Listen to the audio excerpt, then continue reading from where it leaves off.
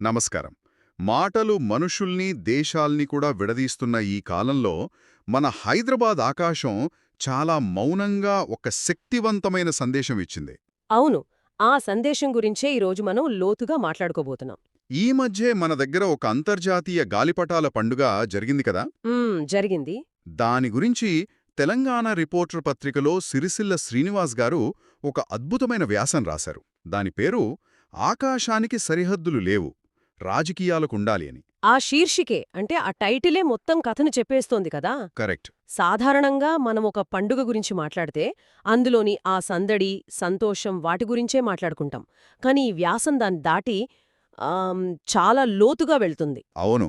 ఒక సాంస్కృతిక కార్యక్రమం ఒక రాజకీయ ప్రకటనగా ఎలా మారుతుందో చూపిస్తుంది.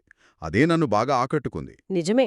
ఈ వ్యాసంలోవి ఆలోచనలను పట్టుకుని ఒక సాంస్కృతిక వేడుక సరిహద్దులను దాటి మానవ సంబంధాలను ఎలా బలపరుస్తుందో ఈరోజు మనం విశ్లేషిద్దాం.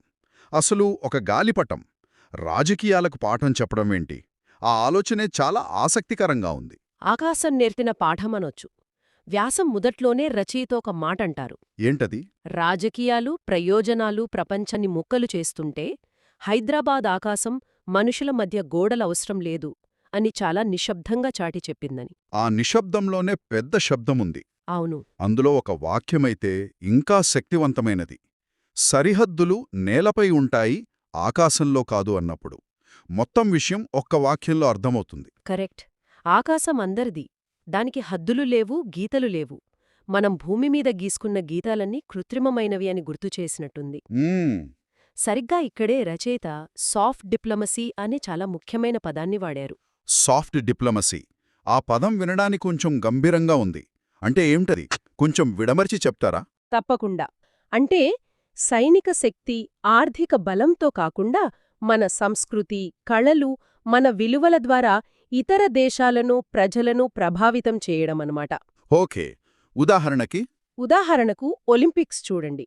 అక్కడ దేశాలు తమ జెండాలతో పాల్గొంటాయి, కాని యుద్ధం చేయవు. క్రీడాస్ఫూర్తిని ప్రదర్శిస్తాయి. అదొక రకమైన సాఫ్ట్ డిప్లొమసీ. ఆహా, అర్థమైంది. అలాగే ఒక దేశపు సంగీతం, సినిమా లేదా వంటకాలు ప్రపంచవ్యాప్తంగా ప్రాచుర్యం పొందడం ఇవన్నీ కూడా అందులో భాగమే. అంటే ఇక్కడ హైదరాబాద్ గాలిపటాల ద్వారా ఆ పని చేసిందని రచయిత ఉద్దేశం. ఖచ్చితంగా. ఎలాంటి ప్రసంగాలు, ఒప్పందాలు, అధికారిక సమావేశాలు లేకుండానే కేవలం రంగురంగుల గాలిపటాలతో దేశాలను ఒకచోట చేర్చింది. అంటే గాలిపటాలు కేవలం ఆట వస్తువులు కాదు, అవి సాంస్కృతిక రాయబారులన్నమాట. అవును. అందుకేనేమో వ్యాసంలో గాలిపటాల మధ్య మానవత్వం ఎగిరింది అని రాశారు. ఆ వాక్యం చదువుతుంటేనే ఒక అందమైన దృశ్యం కళ్లముందు కదులుతుంది. నిజమే. ఎందుకంటే ఆ పండుగకొచ్చిన వాళ్ల భాషలు వేరు, దేశాలు వేరు, రాజకీయాలు వేరు. కాని అందరూ ఆకాశంలోకి చూసినప్పుడు వాళ్ల కళ్లల్లో కనిపించిన ఆనందం, ఆశ్చర్యం ఒక్కటే. హ్మ్. ఆ క్షణంలో వాళ్ళు ఏ దేశం వాళ్లో మర్చిపోయి కేవలం మనుషులుగా మిగిలిపోయారు. ఆకాశం అందర్నీ కలిపింది. అక్కడ పోటీ లేదు, కేవలం వేడుక ఉంది. ఒక గాలిపటం మరొకదాన్ని కిందికి లాగాలని చూడలేదు. అన్నీ కలిసి ఎగిరాయి. ఆకాశంలో మానవత్వం ఎగిరింది అనే ఆలోచన అద్భుతంగా ఉంది. కాని నేలపై ఉన్న రాజకీయ నాయకులకు ఈ సందేశం చేరిందా? వాళ్లకు ఇందులో నేర్చుకోడానికేముంది? ఇది చాలా కీలకమైన ప్రశ్న. రచయిత కూడా ఇదే విషయాన్ని నొక్కి చెప్పారు. సాధారణంగా దేశాలు తమ బలాన్ని చూపించుకోడానికి ఏం చేస్తాయి? సైనిక కవాతులు, ఆయుధ ప్రదర్శనలు ఇలాంటివి. అవును. అవి భయాన్ని, ఆధిపత్యాన్ని సూచిస్తాయి. అవి ఎప్పుడూ ప్రజలను కలపవు, దూరాన్ని పెంచుతాయి. దానికి పూర్తి వ్యతిరేకంగా ఈ గాలిపటాల పండుగ జరిగిందన్నమాట. సరిగ్గా. యుద్ధ విమానాల ప్రదర్శన కూడా శక్తిని చూపుతుంది. ఈ గాలిపటాల పండుగ కూడా ఒక రకమైన శక్తి ప్రదర్శనే. కాని రచయిత ప్రకారం ఈ రెండింటి ప్రభావంలో చాలా తేడా ఉంది. ఆ తేడా ఏంటి? అదే అసలైన విషయం. ఒకటి విధ్వంసక శక్తిని చూపిస్తే మరొకటి సృజనాత్మక శక్తిని చూపించింది. ఆకాశంలో గర్జిస్తూ వెళ్లే యుద్ధ విమానం చూస్తే కొంచెం భయం వేస్తుంది. కరెక్ట్. కాని రంగురంగుల గాలిపటం చూస్తే మనసుకి ఆనందం కలుగుతుంది. రచయిత చెప్పినట్టు శక్తి ప్రదర్శనలు, ఆయుధాల పోటీ కంటే రంగులు, సృజనలే ప్రజలను బలంగా దగ్గర చేస్తాయని ఈ పండుగ కళ్లుకు కట్టినట్లు నిరూపించింది. వినడానికిదంతా చాలా బావుంది.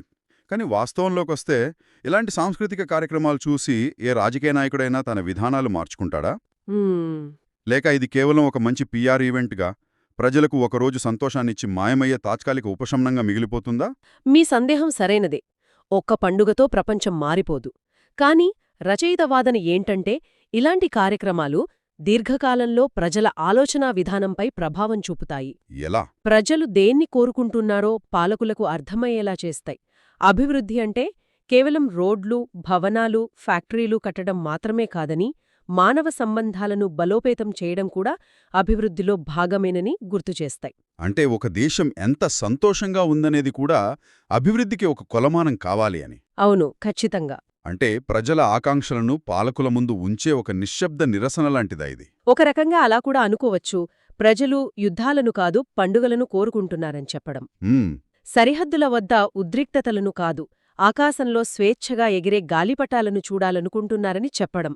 ప్రజలను విభజించే రాజకీయాలు తాత్కాలికంగా ఓట్లు తెచ్చిపెట్టచ్చు, కాని అవి సమాజాన్ని బలహీనపరుస్తాయి. నిజమే. అదే ప్రజలను కలిపే సంస్కృతి శాశ్వతమైన బంధాలను నిర్మిస్తుంది. ఈ ఉత్సవం ఆ తేడాను చాలా స్పష్టంగా చూపించింది. ఇది పాలకులకు ఒక రిమైండర్. రాజకీయ నాయకులు మారతారో లేదో పక్కన పెడితే దీని ప్రభావం ఖచ్చితంగా పిల్లల మీద, యువత మీద ఉంటుంది కదా.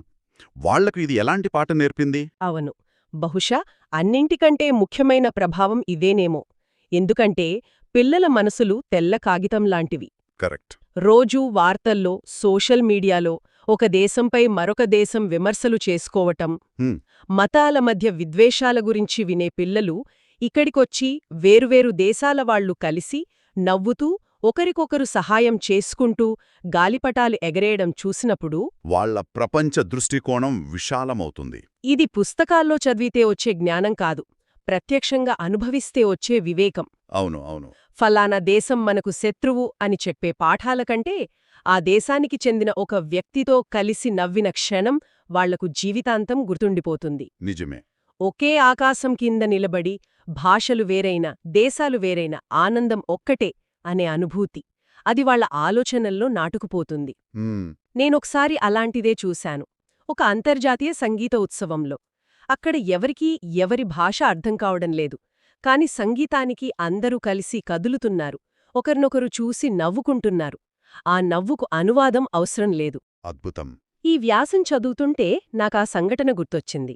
నేను ఈ వ్యాసం చదువుతున్నప్పుడు ఒక దృశ్యం నన్ను చాలా కదిలించింది. రచయిత ఏమన్నారంటే, ఆకాశంలో ఎగిరిన గాలిపటాల కింద నిలబడి ఒక్క క్షణమైనా ప్రపంచం ఒక్కటే అని నమ్మిన జనసమూహం. ఇది అంతర్జాతీయ గాలిపటాల ఉత్సవంలో కనిపించిన అరుదైన దృశ్యం. ఆ వాక్యాలు వింటుంటే నేనక్కడే ఉన్నట్లనిపించింది. అసలు అలాంటి క్షణాలను సృష్టించడంలో ఉన్న శక్తి ఏంటి? ఆ క్షణంలో ఉన్న శక్తి ఐక్యత. అక్కడ జాతి, మతం, భాష, దేశం ఏవీ లేదు. ఏవీ లేవు. అందర్నీ కలిపింది ఒకే ఒక అంశం, ఆకాశంలో ఎగురుతున్న రంగురంగుల గాలిపటాలు.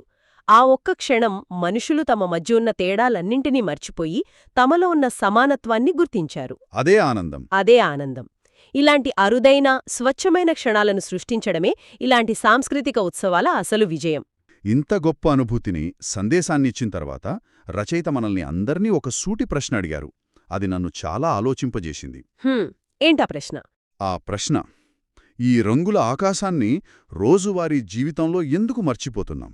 ఇది మనందర్నీ ఆత్మపరిశీలన చేసుకోమని అడుగుతున్న ప్రశ్న. అవును. ఆ పండుగ రోజున అంత కలిసిమెలిసి ఉన్న మనం ఆ మరుసటి రోజే మళ్లీ మన పాత జీవితాల్లోకి, మన పాత అపోహల్లోకి ఎందుకు జారిపోతాం? అదే. ఆ రోజు ఆకాశం నేర్పిన ఐక్యతా పాఠాన్ని మన వీధిలో, మన ఆఫీస్లో ఎందుకు ఆచరించలేకపోతున్నాం? నిజమే. ఆ పండుగ రోజు వేరే దేశం నుంచి వచ్చిన వ్యక్తితో నవ్వుతూ సెల్ఫీ తీసుకుంటాం, కాని మన పక్కింటి వ్యక్తితో మాట్లాడటానికి కూడా కొన్నిసార్లు ఇష్టపడం. ఎందుకు? అవును. ఆ రోజు కనిపించిన విశాల దృక్పథం మరుసటి రోజు ఉదయం కల్లా ఎందుకు సంకుచితంగా మారిపోతుంది? దానికి కొనసాగింపుగానే రచయిత మరొక ప్రశ్న అడిగారు. ఏమిటది? మతం, భాష, ప్రాంతం పేరుతో మనమే వేసుకున్న గోడలను ఎప్పుడు కూల్చుతాం? ఈ గోడలు ఇటుకలతో, సిమెంటుతో కట్టినవి కావు, మనస్సుల్లో కట్టుకున్నవి. అవును, మన మనసుల్లో, మన ఆలోచనల్లో మనమే నిర్మించుకున్నవి. వాటిని కూల్చాల్సింది కూడా మనమే. ఆకాశంలో ఎలాంటి గోడలూ లేవు కదా. దేశాలను విడదీసే సరిహద్దు రేఖలు మ్యాప్లో తప్ప నిజమైన ఆకాశంలో కనిపించవు. కాని మనం మాత్రం మన చుట్టూ మనమే ఎన్నో గీతలు గీసుకుని జీవిస్తున్నాం. సరిగ్గా. ఇక్కడే వ్యాసం ముగింపు మనల్ని ఆలోచింపజేస్తుంది. ఈ ప్రశ్నలకు సమాధానం ఎక్కడో లేదు, మన కళ్లముందే, ఆ హైదరాబాద్ ఆకాశంలోనే ఉందని రచయిత అంటారు. ఆహా. గాలిపటాలు కలిసిమెలిసి ఎగరగలవని, మనుషులు కూడా అలాగే కలిసిమెలిసి జీవించగలరని ఆ ఆకాశం నిరూపించింది. ఇప్పుడు ఆ సమాధానాన్ని రాజకీయాలు వినాల్సిన సమయమొచ్చిందని వ్యాసం ముగుస్తుంది. అంటే ప్రకృతి లేదా ఆకాశం తన పని తాను చేసింది, తన సందేశాన్ని ఇచ్చింది. ఇప్పుడు భూమి మీద ఉన్న మనం, ముఖ్యంగా మన రాజకీయ వ్యవస్థ, దాని నుంచి పాఠం నేర్చుకోవాలని రచయిత బలంగా చెప్తున్నారు. అవును, రాజకీయాలు ప్రజలను కలపడానికి ఉండాలి కాని ఓట్ల కోసం, అధికారం కోసం విడిదీయడానికి కాదు.